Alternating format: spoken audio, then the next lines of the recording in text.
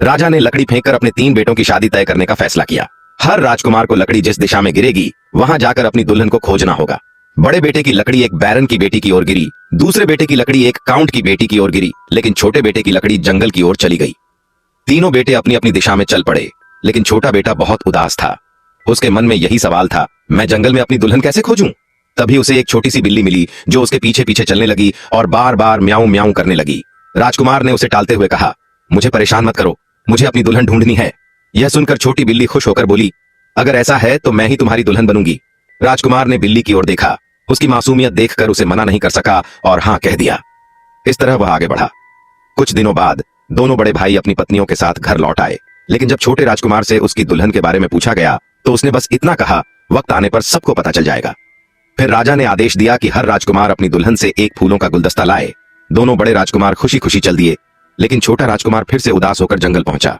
उसने बिल्ली को बताया, पिताजी ने कहा है कि हमें अपनी दुल्हन से फूलों का गुलदस्ता लाना होगा।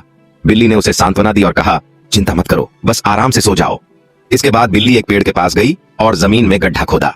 कुछ देर बाद गड्ढे से 3 छोटी बिल्लियां निकलीं, जिनके पास चांदी, सोने और हीरे से सजे फूल थे।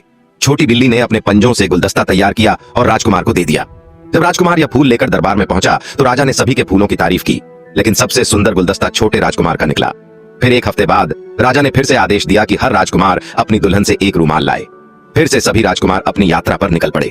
छोटा राजकुमार जंगल में पहुंचा और चिंतित होकर बोला, बिल्लियां कपड़ा बुन नहीं सकती तो मैं रूमाल कहां से लाऊं? लेकिन बिल्ली ने फिर उसे सांत्वना दी, चिंता मत करो, आराम से सो जाओ। फिर वह दोबारा पेड़ के पास गई और गड्ढा खोदा। इस बार 3 छोटी बिल्लियां चांदी, सोने और हीरे के धागे लेकर बाहर आईं। छोटी बिल्ली ने इन धागों से एक बेहद सुंदर रूमाल बुना और राजकुमार को दे दिया। जब वह महल लौटा तो राजा ने फिर से छोटे राजकुमार के रूमाल की सबसे ज्यादा तारीफ की। एक और हफ्ते बाद राजा ने सभी बेटों को अपनी दुल्हन को लेकर आने का आदेश दिया। दोनों बड़े भाई बहुत खुश थे और तुरंत अपनी पत्नियों को लेने चले गए, लेकिन छोटा राजकुमार बहुत परेशान हो गया। मैं महल में एक बिल्ली को कैसे ले जा सकता हूँ? मगर बिल्ली ने फिर मुस्कुराकर कहा, चिंता मत करो, बस आराम से सो जाओ। लेकिन इस बार राजकुमार सो नहीं पाया। बिल्ली ने उसे सहलाया और वह गहरी नींद में चला गया। फिर बिल्ली पेड़ के पास गई और गड्ढा खोदा।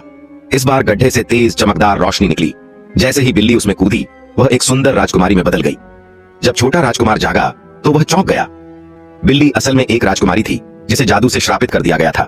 जो भी उसे पत्नी के रूप में स्वीकार करेगा वही उसे मानव रूप में वापस ला सकता था।